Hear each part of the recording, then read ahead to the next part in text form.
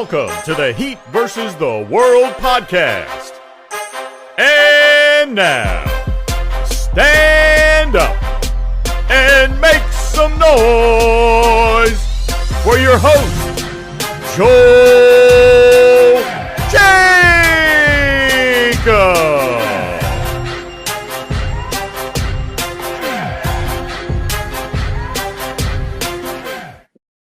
What's going on, y'all? Welcome back to another episode of the Heat vs. the World podcast. Man. So y'all know why we here. Y'all know why we recording this. The Heat lost. The series is not the series, but the season is over. Like always, I'm your host, Joel Jacob, and I got with me my guy George and my guy Kay. And yeah, so. Man, it's crazy because the last pod we did was after that game 2, and here we are. It's crazy what life will do to you. So first off, hats off to Denver. They played a great series. Jokic, he went through a lot of slander this season. You know, he was screwed out of a third MVP in my season, but he ended up taking the championship and the finals MVP. So there's that. But Denver aside, it is what it is for the Heat. I mean, Jimmy didn't really have the best game yesterday. I know a lot of people are mad about the ending where they feel like he sold the game, with that turnover and everything. It's obviously disappointing to see. But yeah, so it ended in 5 games. Here we are. And yeah, so I mean, I don't got really much to say, I don't. So my apologies to anyone that's listening to this and thinking that I was gonna do a breakdown, but that's why I usually prefer to have other people on this pod so that they can do that type of stuff for me, especially after a loss like this. So with that being said, I'm gonna pass the mic to you, George. Say what you got to say about what we witnessed last night. I think as a whole, it's a real testament to it, like what we've seen throughout the season. It's been a roller coaster of emotion. I don't know. This season's been, in my opinion, probably the weirdest season to be a Heat fan. You had, so much turbulence throughout the season, the entire regular season, throughout the, even the what's it called, trade deadline halfway through, with so many questions to be answered, so many injury concerns. You had the Hero was popping off as his first year as a real starter. If could he bring that into the postseason? You had Bam Adebayo making himself an all-star this season. Could Kyle Lowry return to form? And he had such a up and down year, more down than up, especially in the regular season. Same with Max Strus, went on a 27-game, one of the worst shooting streaks I'd ever seen from a Heat player, to then absolutely turning it on in the offseason. Not the offseason, in the postseason, which is such an incredible thing. We beat Milwaukee, we beat the Knicks, we beat the Celtics. We came up short against the Nuggets, but I don't feel upset about it, if that makes sense. I'm filled with the special and especially like large amount of pride in this team. And even what I saw yesterday, there's questions I say as well that it looks like the Heat kind of gave up near the end of it, but I feel like they gave all that they could, especially with what they had. It's one of the hardest things to do, to be that sort of player, like what Jimmy Butler was doing earlier on in the postseason, and maintain that through 4 rounds. It's got to be draining mentally, physically, and everything. Bam Adebayo really showed up. I was really proud of him, especially yesterday. He looked like he was actually taking advantage of the mismatches. And that's what you want to see from a player like that. Realize that, he can't be guarded by these smaller guys, these Jamal Murrays and these players like that, who looked like they were giving him problems earlier on in the series as well. But Bam was consistent throughout mostly. But it came down to the role players really not picking up their slack, and Jimmy not being the Jimmy that we remember. I feel like Gabe Vincent had a kind of fell off near the end of the series. Max Strus had massive issues throughout the series, and especially in that last game as well. He kind of came back to form a little bit, but it just wasn't enough. Which it comes down to that's like the general consensus and the theme. Not enough. But hopefully we can rectify that in the offseason But no, very proud of the team. Very proud of what they achieved, what they accomplished. And, it's going to be really exciting to see what they're going to do moving forward. Right. And to add on, like to go further into it, you had a guy like Caleb Martin who also didn't have that good of a series too. And it's unfortunate because one thing, I said in the last pod was that, it seemed like he was battling a cold or whatever, I guess. They were talking about it at the end of game 2, but he never really turned into Boston Celtics killer Caleb Martin. He didn't turn into that guy that was so good that he was literally just one vote away from being the Eastern Conference Finals MVP, which was also unfortunate to see. But also, since we're looking at it as a whole, what this squad has been through. I mean, I also got to give my flowers to Duncan because man, like everything he went throughout this season specifically, and not even this season, but really when he signed that contract, like the man was going through it. All this slander and stuff went from barely getting any minutes in the playoff run last year to coming in this season because Tyler got injured. Playing big minutes in the playoffs. I really just wish Spo gave him a bigger leash to work with because it's just crazy how we see a guy like Strus shoot all of these shots and then miss so many, but you still got a guy like Duncan playing lesser minutes, but it is what it is. Like I'm just happy for him and that he was able to go out there and do his thing because people was trying to call him the worst contract in the NBA, but yet he still had a better shooting postseason compared to some of the other players that are getting paid big money just to do the thing that he does. Like look at Joe Harris from Brooklyn. That man got paid a bag, and literally there were multiple games this year where Duncan was able to score more points than what's his name, Joe Harris was able to score in the whole postseason because they got swept in 4 games and he only finished it with like I think 8 or 7 points. So for Duncan to go out there and show that he it's not a beautiful contract, but still it's still probably better than someone like a Joe Harris and some of the other players in the league who get paid that same money to be a sharpshooter like Duncan. It's just nice to see him to go out there and do his thing. And regarding the rest of the squad, man, like the whole squad was filled with surprises, like you said, George. So unfortunately, we just ran out of gas, and we saw that last night, and it is what it is. And I now want to pass the mic to you, Kay. You've been one of the big optimists for this podcast this season. Like, if there was anyone that could have seen his team going to the finals in the first place, it was you. So, unfortunately, the run came to an end, but I know you must be feeling really proud of this team. So, the mic is yours, man. Yeah, bro. I wouldn't say that I could have saw, exactly what happened, how it happened, and the man. I won't say that. I knew they had potential to be a lot better than they were.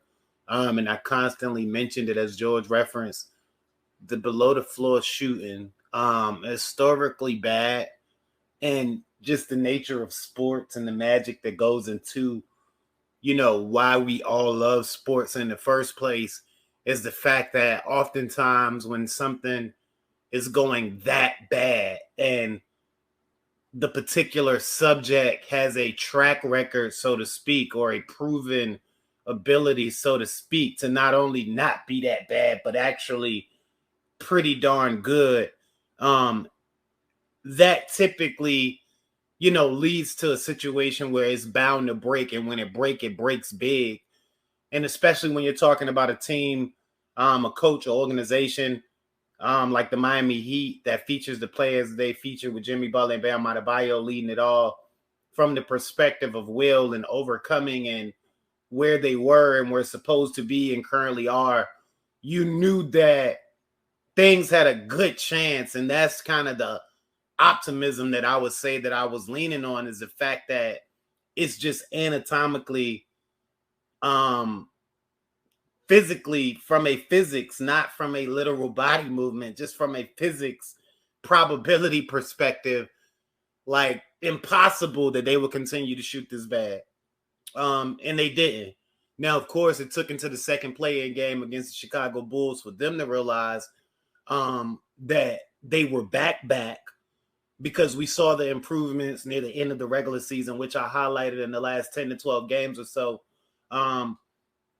But for them to become a team that was capable of not only shooting themselves into games to give themselves a chance, but simultaneously shooting the opposite team out of the building, that didn't happen until that point. And you're just glad that it did. You salute Jimmy Butler for everything that he did in those first couple of rounds up until, Josh Hart, did his thing. Hitman Josh Hart. I'll give him the ones right now if he wanted. Like, we can square up in the parking lot somewhere. No cap. Anyway, like, basically, Jimmy Butler fought through everything after that, and he still performed. And it's just in this Denver series, and I mentioned it, I've never seen the man as consistently bad on offense as he was.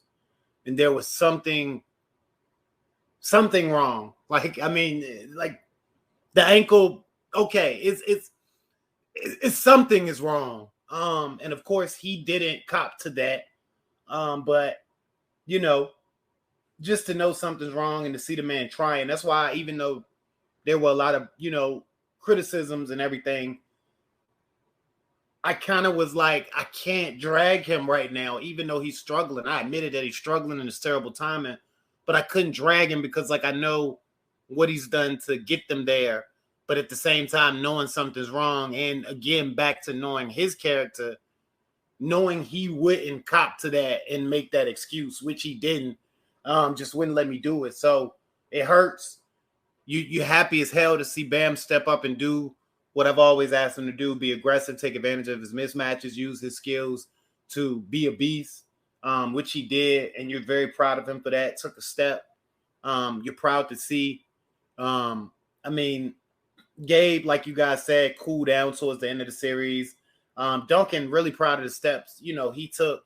I mean, guys just played ball, man, but they didn't have enough, especially with Jimmy not being able to get his stuff to go. And like I said, one of the worst stretches of play. I've watched every dribble of his entire Miami Heat tenure. Every dribble. And I've never seen him play this consistently bad, like throughout a stretch of games, throughout singular games. Like, there's always a point in the game where it's like, okay, he get a midi to go, he get a floater to go, he get a tough lay to go, he draw a foul, and then it come on. And he just couldn't find it from game to game, from stretch to stretch. But it hurts. You're proud of what they did. And, as we continue this pod, I'm going to elaborate more, but I expect to see changes geared towards something that, makes something happen really good, because I don't think it's over by a long shot. But again, we'll get into that. Right. And I just want to ask, George, is there anything that you'd like to add before we move on? Not really add. I'll just, I'm not even going to add anything new to what Kay was saying. I agree with most of what he was saying in general, which is actually surprising, since Kay and I have a history of not being able to get along or agree with each other. But no, I respect him, and I respect what he's been saying as well. The whole, like, going into the, into the offseason, into the postseason, and being so pessimistic about the team, it's not something that you could have predicted they would have pushed out of. You know what I mean? Like, it's impossible to predict that, someone having that bad of a season where we were almost kicked out of the play-in, being down to the Chicago Bulls in the dying minutes of that game. I feel like this team really dialed into what they are, and that's that whole underdog mentality. I feel like that's what Duncan was missing. As soon as he got paid, that tag was removed, and he was paid as a premier shooter in the entire league, and really couldn't mentally deal with that sort of pressure. But when you're down and out, you know what I mean? Like, he had nothing to lose in the end of the day and played so well. You've got to look to capitalize on that. And that's going for a lot of those players as well. I'm not saying that they're not purely talented. Gabe Vincent, in my opinion, is an extremely talented player and could nearly start on most teams of, in the NBA. I really do think so. Max Strus, different story. I'm not going to get into that right now, but it's about capitalizing on what you have, and that's what they should be looking to do in this offseason, is really tailor this team to a different sort of expectation. You've made the finals 2 times in 4 years. You've lost both of them. Time to look in a new direction and really tailor this team for the future. Right. And is there anything that you want to throw in, Kay? Look, man, I didn't want to do this right now. Dang it. Look, I'm gonna say it though. No, you couldn't have predicted the outburst of shooting. I don't know if I was here at this point. I might have been, more focused on All You Can Heat, for which I'm not anymore. And you can bleep them out once we, do the editing process if you want. I'm just joking. But I made it a big deal that Tyler Hero should come off the bench. Did I ever try to make that point here as well? Do either of you remember me saying that? I remember it was like very in the beginning of the season. I think it was back when we were doing some of those pregame streams. I remember you mentioned it. And I agreed. Okay. I didn't know if I had been here. Wow, I've been here that long with you guys. Wow, that's amazing. So go ahead. So there's a big narrative at the start of the season that people were saying that Max Strus played so well in the postseason last year, does he deserve to lose that spot? And that's where that sort of Tyler Hero off the bench argument, because he had played so well off the bench, won 6 Man of the Year, should have just stayed on the bench. But no, I feel like that was a pretty common thing. But it was near as soon as the season started, that sort of died off. Right, but that wasn't my reasoning at all. My reasoning was always something else, and it was pretty common sense basketball. And I'm not, criticizing anybody who don't see it my way, but for me, it's common sense basketball.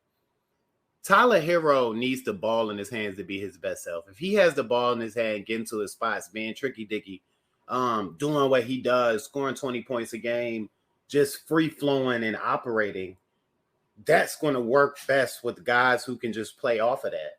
He did it. We saw it. What the spacing and the shooting and that whole thing and ball and man movement, that works really well with 2 guys who play from the middle end. Like Bam and Jimmy, which it had been working previously and had shown to work immediately. As Tyler went down, and it's not a knock on him. It's just, I've always said he's a starter in this league for 25 other teams minimally, if not more. But for this Miami Heat team, he's best as the 6th starter, simply because he can get his touches and be himself in 25 to 28 minutes, mixed in with the regular starting guys, but starting off the bench as they establish their rhythm with the rest of the offense and for themselves in their own sequence, because what they do is symbiotic, but not necessarily with him just sitting in a corner, or when he isn't sitting in a corner and getting to his stuff, them sitting somewhere stagnant or waiting to be involved. They just don't work well together as a trio. And the thing about it is, he's too good for you to be able to sell that. He's better than any of the guys that you would start over him on this particular roster. However, he's not better for what the Miami Heat want to do when they're at their best, unless he's playing off the pine. And you would absolutely love that. But of course, the notion is he won't accept that. And you can't be mad at him because, as I said, he's better than anybody you would start over him. It's just a basketball fit and work and where we can maximize your punch and the rest of the guys is punch the best at. That's what it was always about for me. Right. And that's what I thought too, because for the Heat, I just simply, for me personally, the way how I looked at it is that I just simply wanted to try to reciprocate somewhat of the success we had last year being the 1 seed. And one of the key factors for us was the fact that we had a guy like Tyler coming off the bench and giving us 20-something points per night. And, all I'll say is this, what really hurt the Heat in the regular season, and I say specifically that because obviously this wasn't a problem come the playoff run, but, our bench was a lot weaker because not only was Tyler our lead bench scorer going into the starting lineup, meaning that we no longer have him to rely on whenever we have to count on our second unit, but you also have the fact that because PJ left, we were in a situation where now another great guy that was coming off of the bench for us in Caleb was now also getting inserted into the starting lineup as our power forward. So that's already two players from our bench that's no longer going to be there. Like they're going to be in the starting lineup, meaning that our bench is going to be a lot weaker just to fill in those holes in our starting lineup. So with that being said, like that was the main reason why I wanted Strus in that starting lineup, because even though it sucks that we lost PJ, at least let us, deal with that blow by just having Caleb in the lineup and having him off, no longer on the bench, compared to now not only losing Caleb, but also having to lose Tyler because of the fact that he got the contract and whatever type of other stuff that came into, giving him that role as a starter. So overall, I looked at it from that standpoint because one of the main reasons why we were the number one seed last year was because, as I mentioned, you had a great bench, and it was because you had guys like Tyler Hero giving you that consistent 20 points per game off of the bench. So to lose not one but two key bench players, albeit out, well, how did they say it? Albeit they were still on the team, but they were in the starting lineup now, that was something that really hurt because that made our bench no longer as strong as it was last year. So that's just the way how I personally looked at it myself. George, is there anything that you want to throw in? Yeah, I just want to say that this postseason, it works to serve and hinder those arguments as well. I'm not saying that there's no credit to them.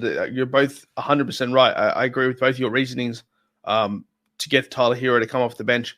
You looked at the start of the postseason when Tyler Hero unfortunately hurt his hand, and you saw what that sort of manifested.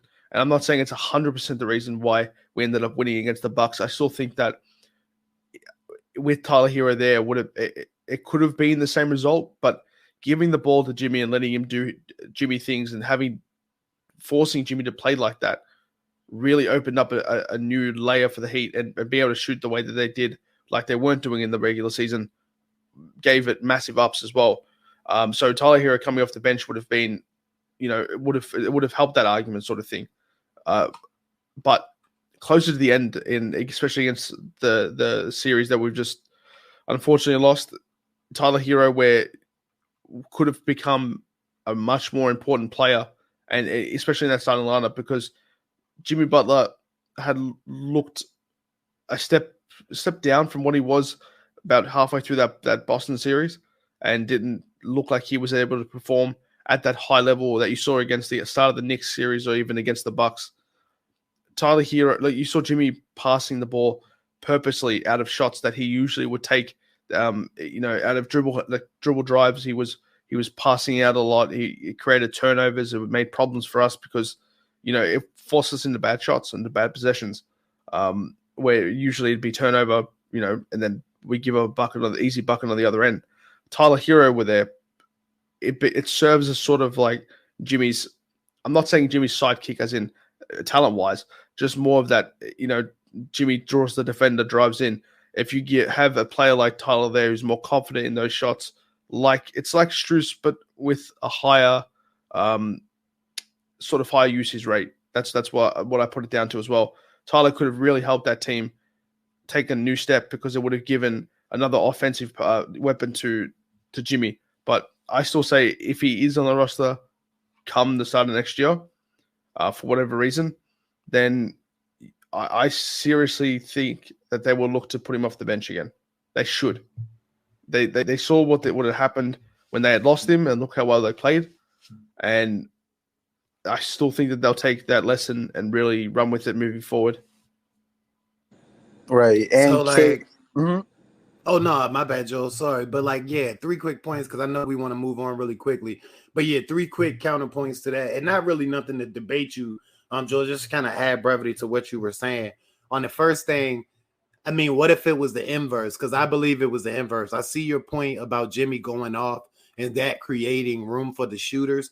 But my thing would be that having shooters out there and guys that don't create wonky spacing because they need to be able to navigate all over the court or do their own thing in any given spot, bounce from here to there. Once they do get the rock, it created optimal spacing for Jimmy to be able to get to his areas where he's just more efficient and effective in those areas. So I just believe it was the inverse there.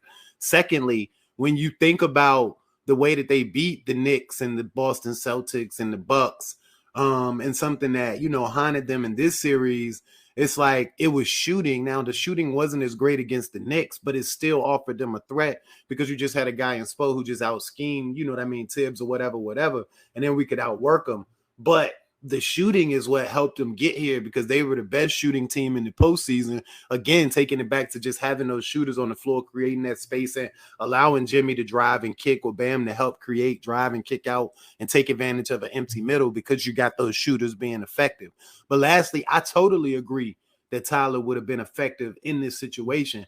But that's considering that if everything had went exactly like it went, with Jimmy getting injured and everything like that. But again, who's to say they're here, back to that entire point, because the shooting was such a big part, which we don't know if it would have worked the same way if Tyler was in the lineup because of the whole spacing situation. Again, he would have been great off the bench, though, back to that point. And again, I don't want to get into a back and forth debate about that because that wasn't what that was. I just wanted to kind of add brevity to the fact that I do see what you're saying, or add light to the fact that I do see what you're saying. I just probably kind of believe the exact opposite on the other end. Just to kind of give the perspective. Right. Is there anything that you want to for the sake of George before we head on to his final topic? For the sake of the podcast, we'll move forward. We'll move forward from this. I do have a lot more to say, but we're going to move. I'm sure we'll have time in the offseason. I mean, plenty of time. We're going to do this game breakdown, and we'll have you on. Bro, I'd love to be there. But look, we'll move on for this time being. What's the next? What are we doing next, Joel? All right, so now let's look into the offseason, y'all, because man, there's gonna be a lot of stars out there for the Heat to get, and it's gonna be crazy. And for me, I'll just say it like this: I just personally believe that this team just needs, a 3-level scorer, because I personally believe, screw all the agendas that are out there right now. I do believe Jimmy Butler can be a number one on a championship team. This is the thing, though. I believe that for Jimmy, he can be the number one on a championship team. He just can't be the number one scorer, if that makes sense. It was one of my friends, Quake, who's been on this pod before. He went out and said this once, and I looked at it and it made a lot of sense to me, because a huge example of this was in the finals back in the bubble, where, Jimmy was out there being crazy for us, and he was obviously the best player for us, best player on that Heat team. But you had a guy like Goran who was doing his thing, and obviously he wasn't the best player, but he was by far the best scorer for us. He was averaging, his average was like above all the other players that was on our team for that run. And him doing his thing while Jimmy was doing his thing, it really helped this team go far, along with other guys stepping up too. So for me personally, I just think we just need that guy to step in and be that 3-level scorer for us, so that Jimmy can be Jimmy while he can count on whoever else to do their thing too. Whether if it is a guy like a Damian Lillard, whether if it is a guy like a Kyrie Irving. And you know what? I'm going to say this name as like a last resort, but maybe a Bradley Beal too. If Washington is serious about rebuilding, like, I don't know if they'll actually mean it or if Beal actually wants to leave, but shoot, that could be a last resort too if they're actually thinking about trading him. So that's just something for me to personally look at, because I think there's a possibility for the Heat to make a splash. Like, I don't know about Kyrie, because there's been all these rumblings about him and LeBron. Could he go to the Lakers, or maybe he stays in Dallas. So I don't know exactly where the Heat is on his list of teams to go to. But the two guys that I'm intrigued with is Dame and then maybe Beal. I'm not really too pleased with Beal. Because personally I just prefer Dame or Kyrie over Bradley Beal for obvious reasons. I just simply feel that maybe Beal is going to be a lot easier to get because he's not that guy, unlike those other two players. And we know how he feels about Miami too. So there's that.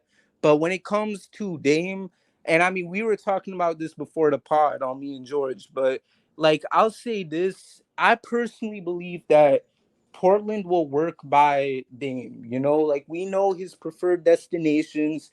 We know it's Miami or Brooklyn, and that man is trying to compete for a chip. He literally said on that pod how Jimmy's a dog and how he's great friends with Bam, and how if one rule could be put into the NBA, it's that every team has, and I quote, a veteran like Udonis Haslem or something like that. He mentioned that too. The man loves the Heat from the way how it sounds, and honestly, I think it would be great for Jimmy. You know, instead of having to rely on him to be one of those guys to step up, you can have a guy like Damian Lillard to take that pressure off of him. And that's going to be something huge for the Heat. It's June 13th as we're recording this pod. So we have until June 22nd to see what Portland does. Portland, if for some reason y'all choosing to listen to this pod, just let it go. All right, y'all wasn't going to do nothing anyways. All right, y'all are not going to get a superstar that's going to help Dame win a championship. Just trade that man. Listen to whatever team he says. It's obviously going to be the Heat, and let him come here, all right? You saw what Jimmy been doing. That man out here dying like a dog, trying to help this team win a championship. He needs help, and a 3-level scorer like Dame will do just that. So do right by your guy, and do right by Jimmy Butler, and bring Dame to Miami, and that's all I got to say. Kay, how about you? What's some off-season ideas that you have in mind? So listen, first of all, I got to address the first things first, which is I don't agree with you and your man's take on Jimmy being the number one scorer. I think he's capable. I think you have to fully give everything. You have to fully give everything credit and credence in the situations. Yeah, you look at the bubble where he drugged them there, but then Goran Dragic and Bam Adebayo go out in the midst of that series, and he still goes down 4-2. You have to look at this series where he clearly, has something going on with that ankle, tweaked it again in the Boston series after having Josh Hart go straight up hockey on it in the New York series. So you can't really say he can't be the number one after he's drugged them to the finals, two teams that you're like, yo, did he do what I think he did and perform the way he performed along the way? I don't agree with that. Now, because of that, because you see he's capable, and because snafus happen and because things happen, it will behoove you in this next 2 or 3 years, which I've been on record saying I think he still has that in him at minimum, because his game is low impact if you really think about it. And the way they manage him, he plays below the rim for the most part. He decides to show off the bunnies every now and again, but that's just because he wants to show off, which is great. And he's leaned out, which is going to allow him to continue to be as durable as he, is over the long haul, because he's still strong, nimble, while being leaner, which allow him to stay healthier because he's toting less of a load. He can do that for the next 2 or 3 years at least. You go get him a guy capable, as you guys mentioned, a 3-level scorer, or being that extra offensive punch in any type of situation, especially a playoff situation, a big-time playoff situation, especially, and a final situation, which you hope to be in because you've gotten there twice with the guy without whoever you hope to bring in. That's the guy you need. Now, of course, Damian Lillard's on the radar. I'm going to tell you what. If there's somehow, some way that Pat got some information on somebody up there in Portland and can swing Damian Lillard and Jeremy Grant, you can just burn it all down. It's a wrap. Now, let's get off Fantasy Island for a minute. Even with Dame Lillard. I mean, because we all talking about things that we have to see things go a long way to see happen. But if we're just talking about some names because we assume that, and this is another point I want to make real quick after I say this, we assume that Pat's going to swing for the fences here. And I say that this is the point I'm talking about. I assume that Pat Riley looks at this perhaps. Mr. Pat Riley, I don't mean to sound disrespectful calling him Pat. It just comes off like that, because I'm in real conversation with you guys when I, especially when I'm emotional like this. Mr. Riley is probably saying to himself or asking himself, and he didn't, I'm just, theorizing, thinking out loud. Is he asking himself, could he have done more? Or why didn't he see this type of run coming? Could he have added something else?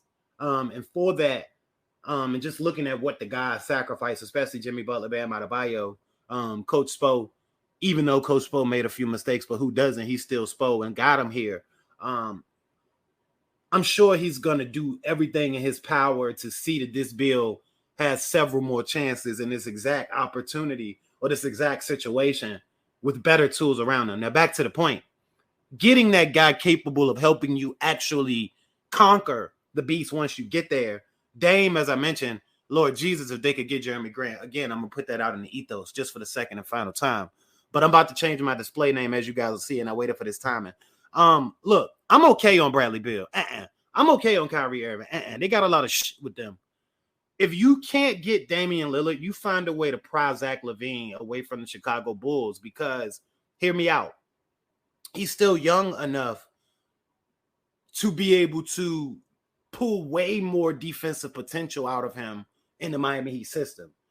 And when you're talking about the type of scorer he can be as a 2 or 3 on any given night, depending on what Bam comes back as, especially after seeing this playoff run, you're talking about something lethal. Now, that's not the only things that I'm thinking about. With Zach LaVine, you can't be out-athleted. Because if we look at Denver, let's be honest, Spo had an answer for Murray and or the Joker, even if it meant the Joker scoring 40, because they lost in that game. They could maintain him and Murray. It's just when they did that, the other guys killed them, mainly with athleticism. You had that one game where Aaron Gordon decided to turn into T-Mac, but that was based off his ability to manhandle you in the paint, so you had to play him hard there, allowing him to get in rhythm from outside, so he made a couple of big ones. But that was all based on his athleticism. Same thing with Michael Porter Jr. Same thing with Bruce Brown. Same thing with Jeff Green to a certain point when he got his minutes. I mean, same thing with the rest of those guys outside of Murray and the Joker. They were able to out-athlete you. So with a guy like LaVine, just his presence alone, and of course, whatever minor tweaks they decide to make along the way, maybe it's bringing the rookie up, because I expect him to play at least 15 minutes per next season. I expect that. Too talented not to. Too unique of a guy not to. Maybe if Kane can consistently hit the three-pointer, if O-Rob can consistently make it, because I think you're going to have to say bye-bye Yurt because right now he's filling up a space. If they can, continue to add that athleticism, but also bring in a guy like LaVine who could supremely offset, that lack of athleticism at times that you were contending with, or just the disparity in applicable athleticism in the situation, because as I always said, Max Strus is more athletic than he puts on or plays with at times. So, that hurts you in that situation. But a guy like LaVine could offset that as well as be that scorer with the fact there's still so much potential there in the right system. So I'm Dame Lillard or LaVine if I had to have my 2 picks of guys, because like I said, Bill and Kyrie just have too much stuff for them. Go off, George, because I expect you to burn it all down. We're getting Dame. All right, I've just got off the phone with one of my friends down at the pub, and he says it's happening, so I believe him. I sit here and I look at Dame Lillard. He's been an amazing servant of the Portland Trail Blazers for the last 10 years. He's 32, about to be 33 soon, coming off a career year. Look, if there's any hope in the world that we get a player like that, then it's a no-brainer. It's a no-brainer at the end of the day. Whatever they want, they get, unless the name is Bam Adebayo or Jimmy Butler. There is nobody else on this team that is safe if Dame is on the table. Now, like Kay said, let's get off Fantasy Island for a second, and we look at what this team still needs as it stands. I look at what happened in the finals as more of an indicator of what we need. Now, let's not kid ourselves. The Zeller minutes were some of the worst minutes we've ever seen in basketball since Dwayne Dedmon left his team after he threw a massage gun on the floor. It's no lie that this team lacks that sort of competent backup center. Omi Yurtseven, while has potential, is not in the same mold as the players and does not fill the same need that that this team has. Now I look at this year's upcoming free agents. I see guys like Brook Lopez who are going to get paid around that $20 million mark, no matter what. He was an all-star this year. really good player. Was he an All-Star? I believe he was an All-Star. He was a Defensive Player of the Year candidate and will get paid. So I don't think that's going to be possible to pry him on a deal that's going to work under Miami salary, especially in the new rules. I look more towards guys like Yucca Purtle, who's coming up. He's unrestricted free agent. So is Nas Reed. So is a player like Thomas Bryant, who's shown really good flashes every now and again. Kevin Love's coming off his deal. Do we bring him back? I still feel like if we can get him back on a veteran minimum sort of contract, or even like around that $4 to $5 million mark, that's a really good deal. But these players are something we need. I feel like that backup center is something that this team could really utilize and not compromise, because we look at what happened to Damian. He was available and he was sort of cheap, relatively cheap for what you got with him before then. Turned out to be one of the worst players I've seen in a Heat jersey in a long time. Same with Zeller. Now he's a free agent. He'll go no matter what. But you got to look towards one of these guys and go, you know what, we can give a chance to him and say, this is your job. Even a play like Dwight Powell is coming off. I don't like that contract at all. That he's going to probably want to demand. But players like Thomas Bryant around that $2.1 million mark. You got you got Nas Reed, who's going to definitely get paid. But if he's still around that $7-8 million mark, do you take a flyer on him? You probably do. Even a player like Mason Plumlee. These players are something that, that role is something that I feel is incredibly necessary when you're going up against these top tier big men. Because while Bam Adebayo is, in my opinion, still the NBA's best defender, he can't do it all 24/7 all the time. It's impossible for him to guard the perimeter, get back and guard the Nikola Jokic, and it's tough. It's got to be tough. Really, it has to be. So I look at one of those positions as a necessity. I look more towards the wing. There's obviously big players coming in the player options. Bruce Brown is going to get paid. He's going to decline that and get the bag. But you look at what Denver did. They isolated the problems they were having, and that was defensively on the wing, and they needed players like that. And they went out and they got KCP and Bruce Brown. And it won them a championship at the end. Both of them played unbelievably well. So it's about identifying the needs of the team and actually, instead of compromising and trying to go for one of those undrafted players who could fill that role, get someone who's going to guarantee you, or close enough guarantee you that sort of production. Jordan Clark's coming off. He's got a player option. I feel like he might decline that, try and get out of Utah. I don't know what he's going to be demanding, but he's currently, I think it was a $19 million deal or a $12 million deal, something around there. But a player like Dante DiVincenzo coming off a player deal, if he doesn't accept you, look to go after someone like that. These are, like I said, these are needs of the team right now. But if I'm looking towards one of the big fish, Beal comes with a lot of baggage. It really does, because he's such a weird applicant to this team. Like, does he provide something that we need? Absolutely. He's coming off another career year. He's shooting 50% from the field. It seems all too good to be true, but that contract is insane. It is an insane contract. Really, it is. It's just an insane amount of money that this team probably cannot afford unless you dish shove. But then you're tying all your money trying to, even if you get rid of Kyle Lowry and Tyler Hero, you're still in the red by an absolute country mile. So do I want to take that sort of, plunge? I don't think I do if I'm this team. The Zach LaVine deal, that is majorly appealing to this team. Like Kay said, and it was really well put, he brings that athleticism. Oh my God, I can barely speak English anymore. And he's an above average shooter. He's a good enough playmaker. He is quick. The only question that comes with him is the injury concerns. But everyone has them. You can't really bank on that and say and judge a player based on that. Oladipo's got a player option. He'll probably accept it. He should. If I was his agent, I would have already just said yes and moved on. But there's also one player, and I'll finish off with this. This one player has been rumored, to want to leave his organization, doesn't feel appreciated enough. I don't know if that's changed after the most recent run, but a player like Jaylen Brown could become available. and there's rumors and there's all of these, things that have come out with him saying he wants to leave. Now, I like him as a player. I know he definitely comes with some sort of, problems with his ball handling, and sometimes you question his consistency on a night-to-night basis. But is it a massive upgrade over Tyler Hero? Absolutely. And I feel like if he was in this system under Spo, could really take that superstar leap. I really do believe that. I think he's an absolute talent and a half that's being overshadowed by someone that's just a little bit more talented than him and his own team. I feel like he's developed well enough under that system and needs to go.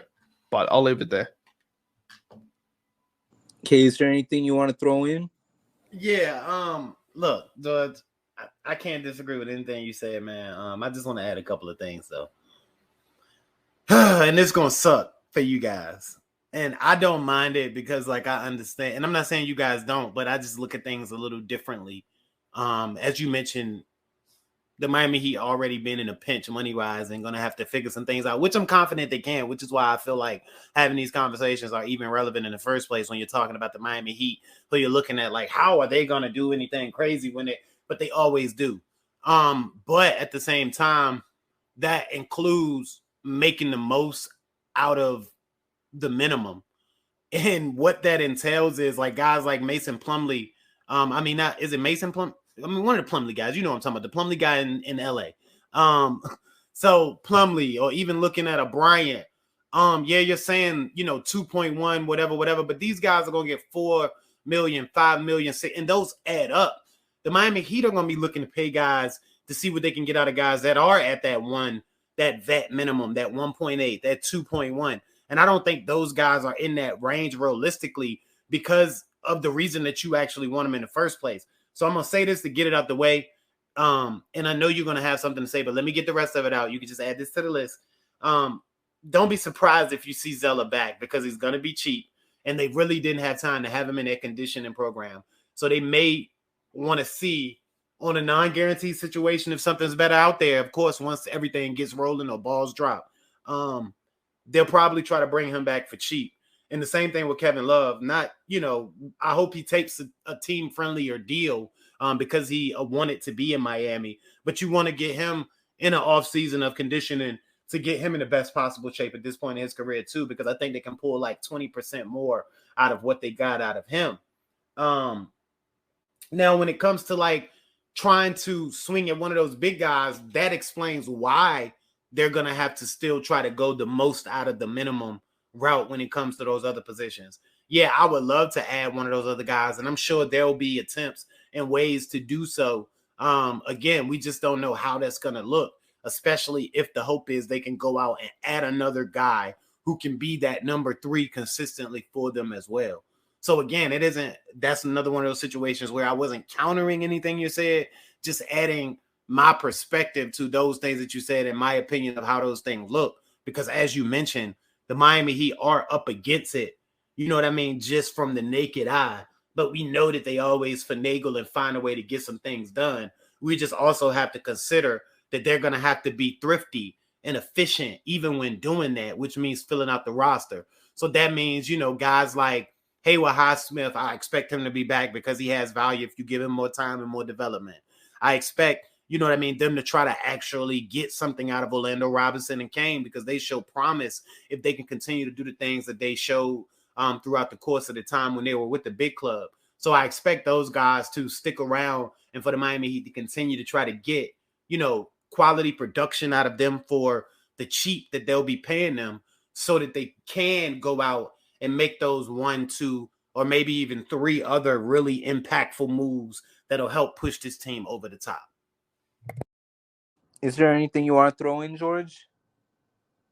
No, I pretty much agree with everything he's been saying. The one thing I don't agree with is the Zeller claim. I still don't think he's up to par with what this team needs. Even if he is on the cheap, there's still plenty of options out there that are cheaper and better in everything than Zeller. I really do believe so.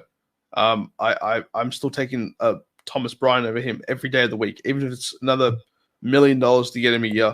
I don't care. Get him on the team. He's proven to be more resourceful than Zeller. I just don't think that they're going to be bringing him back. I hope not, but we'll see what happens there. Quick. I agree with you, but let me ask you this. What if it's another $4 million for a guy like Zeller or Bryant? It's never going to be that. You're never going to look at a $4 million discrepancy between those two players. Bro, I promise you, what Bryant or Plumlee going to get might be $4 million at least more than what Zeller going to get. If Zeller's on a $987,000 like guarantee, and then you look at Thomas Bryant, if he's asking for $6 million or $5 million, then yeah, I understand why you. And that's exactly what I'm saying. And that's exactly what I'm saying, because those are guys that not only you're definitely going to get quality 25-minute backup minutes out of. There'll be stretches where they'll start for you, be very effective, and hell, there might be a situation where they end up taking the job. So that's why they're going to ask for that. And that's why I'm just saying, what if it's that big of a difference? Because it can realistically be that big of a difference just based on need, what they offer, and just the situation of them playing over the last season. So that's all I'm saying there. If you look at Thomas Bryant's contract history, it was a 2-year deal from the Lakers for $2.1 million. Then it was a 3-year, $25 million deal. So that's an $8.3 million a season contract. Right. Then went to the Lakers and got 1 year, $1.4 million.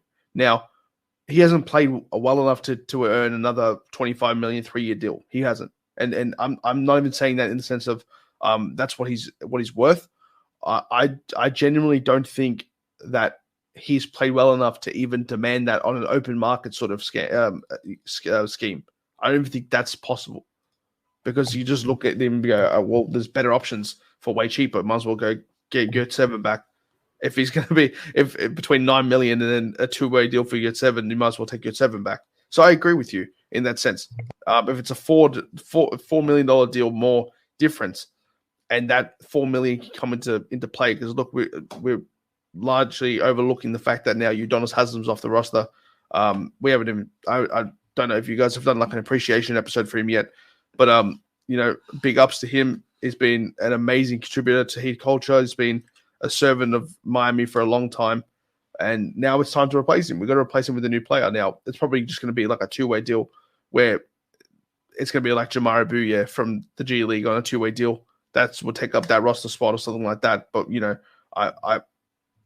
it's going to be, or it could be they go balls to the wall and really sign someone and then try and add veterans all around that.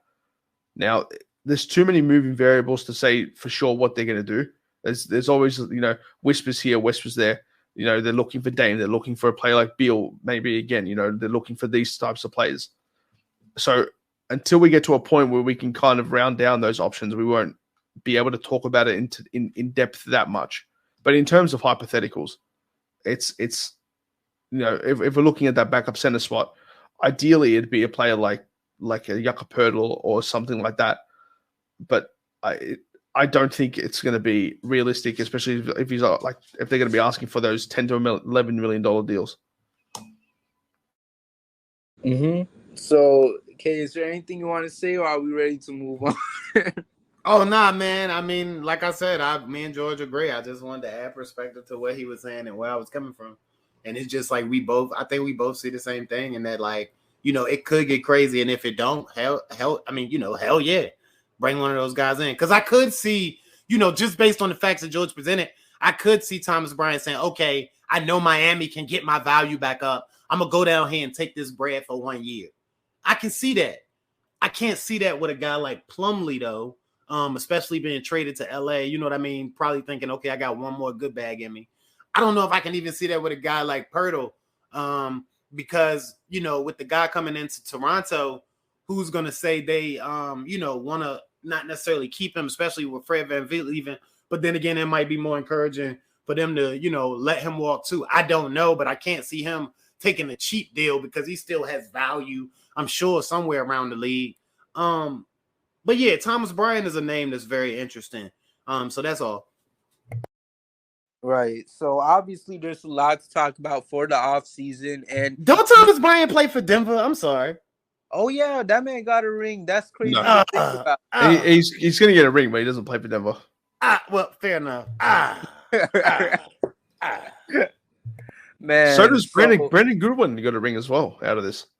Brandon Goodwin played for I think just the minimum amount of games you have to play. Good on them. Happy for them. That's crazy. But yeah, man, so much to really talk about, especially for this off season, bro. There's gonna be so much headed y'all way where the off season content will be coming out shortly. But with that all being said, though, thank y'all so much for tuning in to today's episode of Heat versus the World.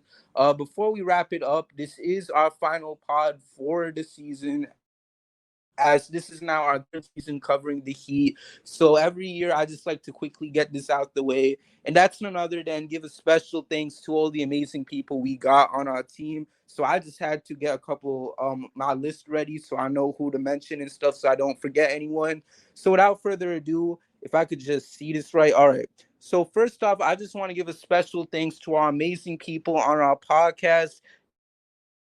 That's none other than our guy Kev, our guy Kay, and then you got our guy George here, along with Orchard, Shy, Lola, Miami Clutch, BL, Deem. Sorry, y'all, I'm trying really hard right now. But not only do you got guys like Deem, but you also got guys like our guy Nick, our guy Anthony, Denardo, Leah, we got Will, or as you guys know him as Kid_Clutch 12. I had to say that because we got two Wills in here. So shout outs to him and our other Will Livesey.